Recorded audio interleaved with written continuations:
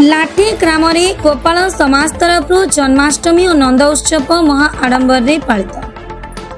ब्रह्मपुर निकटस्थ लाठी ग्राम गोपाल समाज कोठ घरे श्रीकृष्ण जन्माष्टमी और नंद उत्सव महा आडंबर पालित हो जाइछि।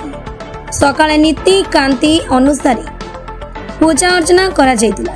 कोठघर प्रांगण में अष्टप्रहरी नामयज्ञ अनुष्ठित होइतिला। ଏହି କାର୍ଯ୍ୟକ୍ରମରେ ଶ୍ରୀକୃଷ୍ଣଙ୍କ विशेष पूजा दधी हांडी भग्न नंद उत्सव कार्यक्रम अनुष्ठित होइतिला। विभिन्न स्थानरू भक्त माने एठाकु आसी प्रभुଙ୍କୁ दर्शन करी आशीर्वाद लाभ करथिले। समस्त भक्त माननक पई प्रसाद सेवनर व्यवस्था मध्य होइतिला। ଏହି समस्त कार्यक्रम को गोपाल समाज कमिटी वृंद ग्रामवासी माने संपूर्ण सहयोग करथिले।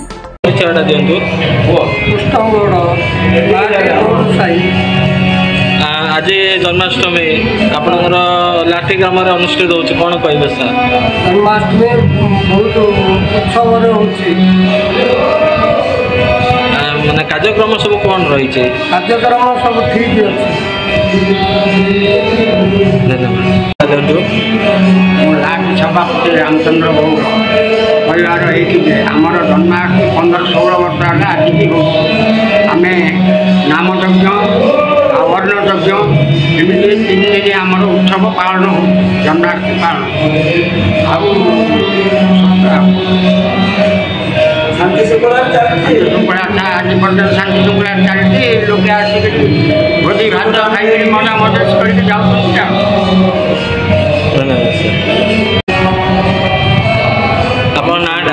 चंद्र गौड़ आज लाठी ग्राम जन्माष्टमी नंद उत्सव पालन हो कहबे सर?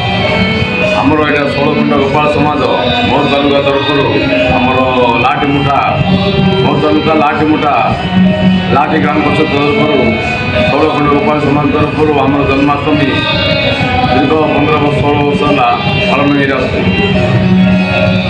कार्यक्रम सब केमती कौन अच्छे कार्यक्रम आमर 14 तारीख दिन संध्या अधिवेश नाम संकीर्तन अधिवेश 15 तारीख दिन जन्माष्टमी दिन सकाल 7टारू आमर ये नाम संकीर्तन स्टार्ट हो 16 तारीख दिन 7 घंटा संध्या पूजा अर्चना हम कृष्ण जन्म कार्यक्रम रही संध्या 8टारू रात्र पूरा रात्र सारा तापास दिन आमर नंद उत्सव हम शनिवार दिन नंद उत्सव हम नंद उत्सव पर दिन कार्यक्रम प्रसाद सेवन संध्या समय प्रसाद सेवन हम। गंजाम जिला प्रतिनिधि ज्योतिरंजन गौड़ रिपोर्ट सबुदिन टीवी।